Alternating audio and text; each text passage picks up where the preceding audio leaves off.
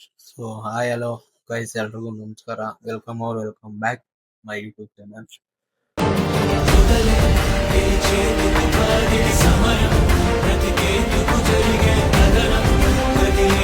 So ಇವತ್ತಿನ video ಏನಪ್ಪಾ ಅಂತ ಅಂದ್ರೆ, ಸೊ ಇವಾಗ 2-3 ದಿನದಿಂದ ಎಲ್ಲ ನೋಡ್ತಾನೆ ಇದ್ದೀರಾ ಇನ್ಸ್ಟಾಗ್ರಾಮ್ ಅಲ್ಲಿ. ಸೊ ಇನ್ಸ್ಟಾಗ್ರಾಮ್ ಮೇಲೆ ಆಗ್ಲಿ ಎಲ್ಲ ಸೊಸೈಟಿಯಲ್ಲಿ ನೋಡ್ತಾನೆ ಇದ್ದೀರಾ. 13 ವರ್ಷದ ಹುಡುಗಿನ 32 ಜನ ಸೇರಿ ರೇಪ್ ಮಾಡಿದ್ದಾರೆ. ಸೊ ನಾನು ಈ ವಿಡಿಯೋ ಮಾಡಬಾರ್ದು ಅನ್ಕೊಂಡಿದ್ದೆ, ಬಟ್ ಯಾಕೋ ಗೊತ್ತಿಲ್ಲ, ಮಾಡ್ಬೇಕು ಅನಿಸ್ತು. 13 ವರ್ಷದ ಹುಡುಗಿನ 32 ಜನ ಸೇರಿ ರೇಪ್ ಮಾಡಿ, ಅದು 5 ದಿನ. ಹಿಂಗ್ ಅನಿಸ್ತಿದೆ ಅಂದ್ರೆ, ಹೆಣ್ಮಕ್ಳಿಗೆ ಏನಂತಾರ ಗೊತ್ತಾಗ್ತಾ ಇಲ್ಲ. ಹೆಣ್ಮಕ್ಳು ಕಂಡ್ರೆ ಏನ್ ಹಿಂಗೆ ನಮ್ ಜನಗಳು. ಅವ್ರ ಮನೆಯಲ್ಲೂ ಹೆಣ್ಮಕ್ಳು ಇರ್ತಾರೆ, ಅವ್ರ ತಾಯಿ ಕೂಡ ಒಂದ್ ಹೆಣ್ಣು, ಅವ್ರ ಹೆಂಡತಿ ಕೂಡ ಒಂದ್ ಹೆಣ್ಣು, ಅದೇ ಅವ್ರ ಮಗಳು ಕೂಡ ಒಂದ್ ಹೆಣ್ಣು.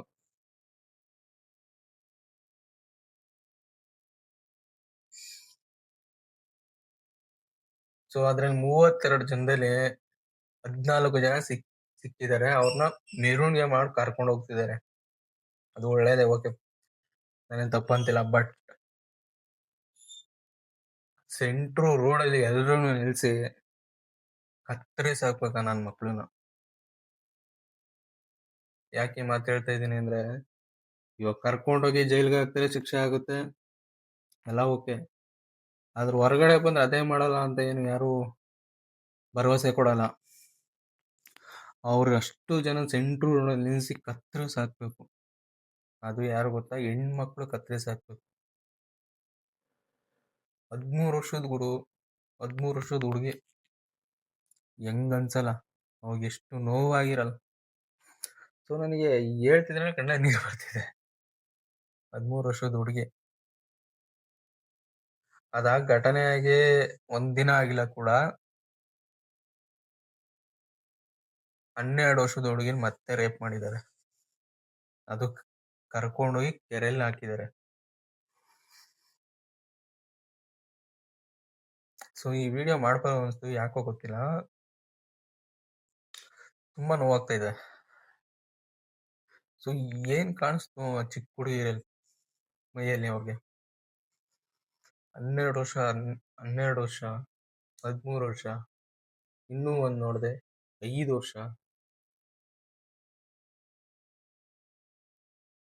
ನಿಜವಾಗ್ಲು ಕಣ್ಣಲ್ಲಿ ನೀರು ಬರ್ತೈತೆ ಮಾತಾಡ್ತಿದ್ರೆ ಇದ್ರ ಬಗ್ಗೆ. ನಿಜ ಹೇಳ್ತೀನಿ, ಇಂಥ ನನ್ನ ಮಕ್ಕಳನ್ನ ನಡು ರೋಡಲ್ಲಿ ನಿಲ್ಸಿ ಕತ್ತರಿಸಿ ಹಾಕ್ಬೇಕು. ಜೈಲ್ ಕರ್ಕೊಂಡೋಗಿ ಶಿಕ್ಷೆ ಕೊಡೋದಲ್ಲ, ಹೊಡೆಯೋದಲ್ಲ, ಸೆಂಟ್ರು ರೋಡಲ್ಲಿ ನಿಲ್ಸಿ ಕತ್ತರಿಸಿ ಹಾಕ್ಬೇಕು. ಮಟನ್ ಅಂಗಡಿಲಿ ಕತ್ತರಿಸಿ ಹಾಕ್ತಾರೆ ನೋಡಿ, ಆ ತರ ಕತ್ತರಿಸಿ ಹಾಕ್ಬೇಕು ನನ್ನ ಮಕ್ಕಳನ್ನ. ಇಲ್ಲ ಗುರು, ಒಂದ್ ಚಿಕ್ಕ ಹುಡುಗಿ, ಒಬ್ಬೊಬ್ರು ಮಗಳು ತರ ಇರೋಳು, ಒಂದಲ್ಲ ಎರಡಲ್ಲ 5 ದಿನ. ನಿಜ ಹೇಳ್ತಾ ಇದೀನಿ ಗೈಸ್, ಇಂಥ ನನ್ನ ಮಕ್ಕಳು ನಿಮ್ ಕೈಗೆ ಸಿಕ್ಕಿದ್ರೆ ತಲೆಯನ್ನೇ ಕೆಡಿಸ್ಕೊಳ್ಬಿಡಿ, ಕತ್ತರಿಸಿ ಹಾಕಿ. ಶಿಕ್ಷೆ ಕೊಡ್ಸೋದೇನೋ ದೊಡ್ಡದಲ್ಲ, ಆದ್ರೆ ಶಿಕ್ಷೆ ಅನುಭವಿಸ್ಬಿಟ್ಟು ಮತ್ತೆ ಬಂದು ಇದೇ ಮಾಡಲ್ಲ ಅಂತೇನು ಯಾರು ಗ್ಯಾರಂಟಿ ಕೊಡಲ್ಲ. ನಡು ರೋಡಲ್ಲಿ ನಿಲ್ಸಿ ಕತ್ತರಿಸಿ ಹಾಕ್ಬೇಕು.